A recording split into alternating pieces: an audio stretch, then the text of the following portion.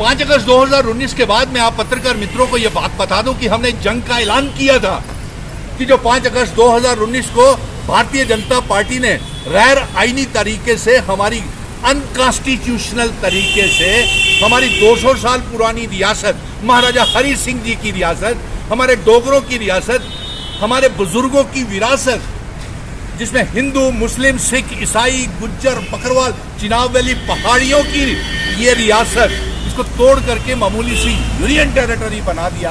हमने जंग का ऐलान किया था कि ये जो है, हम इसका अपना रियासत का दर्जा, स्पेशल स्टेटस 370, 35 से स्टेट सब्जेक्ट और जिन शर्तों के ऊपर इल्हाक, इंस्ट्रूमेंट ऑफ असेशन की शर्तें, ये सब वापिस लेकर, लेकिन भाजपा कहती है दफनाई हुई चीज कभी वापस नहीं लौट कर आती।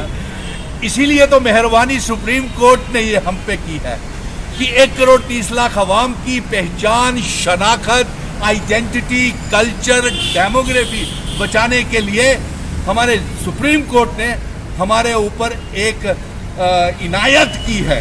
और जम्मू का बच्चा बच्चा, कश्मीर का बच्चा बच्चा, जम्मू कश्मीर, लद्दाख, पीओके, गिलगित बल्टिस्तान का बच्चा बच्चा, जो जम्मू कश्मीर का हिस्सा है, भारत का हिस्सा है, वो सुप्रीम कोर्ट की ओर देख रहा है और उसका शुक्रगुजार है कि उन्होंने इतनी बड़ी बेइंसाफी जो हमारे आइडेंटिटी, कल्चर और वजूद, पहचान को मिटाने के लिए भारतीय जनता पार्टी ने की, उसके खिलाफ। सर, जिन पार्टी व्हाट इज दिस होगा सर, क्या मजाक है?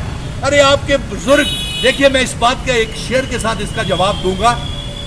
अगर बेटा नालायक हो तो धन को खतरा है, अगर बेटा नालायक हो तो धन को खतरा है, अगर नेता नालायक हो तो वतन को खतरा है। आप बताइए, तो नेता कौन नालायक, इसका मतलब हमें नहीं मालूम है। अब ये देखने वाले करेंगे, ये जो जम्मू के डोगरे लोग इसका फैसला करेंगे, चिनाब वैली, पीर पंजाल। लेकिन जम्मू के जो अपोजिशन, यहाँ के जो लीडर हैं, अपोजिशन के हो या बीजेपी के हो, वो तो कोई भी बयान नहीं दे रहा कि 370 हमें चाहिए, तो कश्मीर के लीडर क्यों बयान दे रहे हैं? अरे यार, आप कैसी बात कर रहे हो? जम्मू दे डोगरे दी सब तो ज्यादा बेकदरी हुई है इसमें। हमारी जमीनों के ऊपर बलडोजर चलाए गए, तो मिठाइयाँ भी तो इन लोगों ने खाई थी। छीनी गई।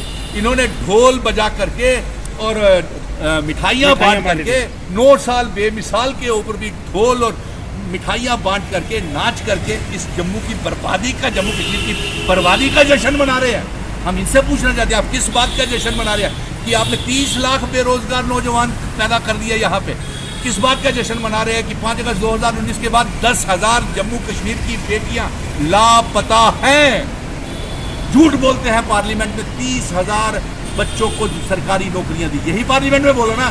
मैं आपसे पत्रकार बंधु हूं, आपसे पूछता हूं कि आपके परिवार में और जो देखने वाले हैं, ये बताएं कि जम्मू के लोगों को कितनी नौकरियां, परिवारों को कितनी? लेकिन वो कहते हैं कि वो जम्मू कश्मीर के, अब जिस तरह से पहाड़ियों को एससी स्टेटस दिया, कितने खुश हो गए? देखिए, वो तो पहले भी गुमराह कर रहे थे, वो तो तब भी 5 अगस्त 2019 को भी गुमराह किया, आज भी गुमराह कर रहे हैं। उनके पे रोल के ऊपर मैं तो कई आप पत्रकार मित्र ही अभी मुझसे पूछ रहे थे कि कुछ पत्रकार भी आज पार्टी बने हुए हैं 370 के लिए।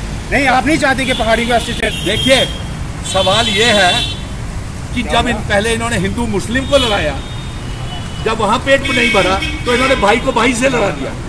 जब वहां भी दिल नहीं भरा तो ऐसे ऐसे बिल, अनपार्लियामेंट्री बिल वहां पार्लियामेंट में इंट्रोड्यूस कर रहे हैं। अब दोनों कबीलों को लड़ाने की कोशिश की जा रही है कि ऐसा भी है? ऐसा भी है।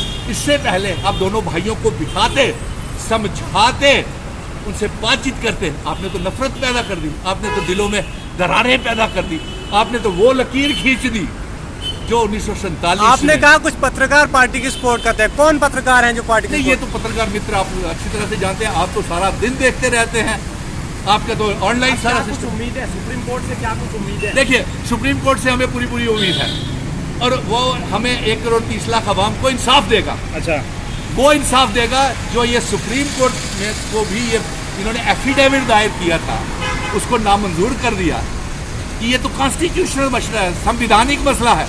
तो जब संविधान की बात आएगी तो इल्हाक की शर्तें भी बाहर आएंगी। जिन शर्तों के ऊपर इल्हाक हुआ था जम्मू कश्मीर का भारत के साथ, वो भी बाहर आएगी। क्योंकि कल उमर अब्दुल्ला भी वहाँ पहुंचे हुए थे, उनने कहा हमारे हक में फैसला होगा। आपने उमर अब्दुल्ला की बात करी, नेशनल कॉन्फ्रेंस पार्टी है हमारा, एक अल पार्टीज का गठबंधन है, उसमें अवामी नेशनल कॉन्फ्रेंस भी है और जम्मू कश्मीर पीपल्स मूवमेंट भी है।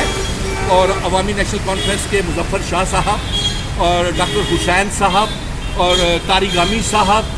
और लेकिन अफसोस है इस पत्रकार मित्रों में खुले मैं तो सीधा मुझे तो ना मुख्यमंत्री बनना है ना मेंबर पार्लियामेंट बनना है, भले ही लोग चाहते हों कि ऐसा शख्स जो है वो मुख्यमंत्री या मेंबर पार्लियामेंट या विधायक होना चाहिए, लेकिन मैं जम्मू कश्मीर का बेटा हूँ, डोगरा रियासत का बेटा हूँ। लेकिन अफसोस इस बात का आ रहा है कि उन पार्टियों ने जिन्होंने ये दावे किए, सुन लीजिए पत्रकार बंधुओं, जिन्होंने ये दावे किए कि 370 वापिस आना चाहिए, हम आने वाले सरकार बनाएंगे, अगला मुख्यमंत्री उनका होगा, उन लोगों ने मेरे मित्र गुलाम नबी आज़ाद जिसे सरजमीन ने कितना बड़ा नेता बनाया, महबूबा में जिसको इतना बड़ा नेता बनाया, उसके वालिद को भी इतना बड़ा नेता बनाया, अल्ताफ बुखारी जो कहते थे बेहतर से बेहतर वकील करेंगे, महंगे से महंगा वकील करेंगे, उन्होंने कोई वहाँ पे दायर पटिशन नहीं की। नंबर 2 महबूबा मुफ्ती ने भी नहीं की है जी। नंबर 2 गुलाम नबी आज़ाद कहते थे कपिल सिब्बल उनकी तरफ से हैं। आज आप देख लीजिए कि नेशनल कॉन्फ्रेंस ने कहा कि वो तो कपिल सिब्बल तो हमारी तरफ से हैं। तो यानी कि ये बात बड़ी अफसोस वाली बात, और सबसे बड़ी पत्रकार मित्रों अफसोस वाली बात ये है कि आज कितना जम्मू कश्मीर मायूस है, खुशी के साथ साथ मायूस भी है कि हमें इंसाफ दिलाने के लिए आज हमारे महाराजा जी, हमारे बुजुर्ग तमाम मजहबों के, वो भी आज दुखी हो रहे होंगे वहाँ पे ऊपर कि आज रियासत जो कितनी खूबसूरत रियासत हम जम्मू कश्मीर के हवाले करके गए थे, देश के साथ जोड़ करके गए थे, उस इतिहास को, वजूद को, पहचान को बचाने के लिए, अपनी शनाख्त के लिए, इंसाफ लेने के लिए उन्हें सुप्रीम कोर्ट में जाना पड़ रहा है। इससे बदकिस्मती भारतीय जनता पार्टी ने जम्मू कश्मीर की आवाम को साथ बहुत बड़ा धोखा किया है, और हमें पूरा विश्वास है, हम दावे नहीं करते हैं लेकिन विश्वास है कि सुप्रीम कोर्ट हमारे ऊपर मेहरबानी करेगी और हमें इंसाफ दिलाएगी। Thank you so much.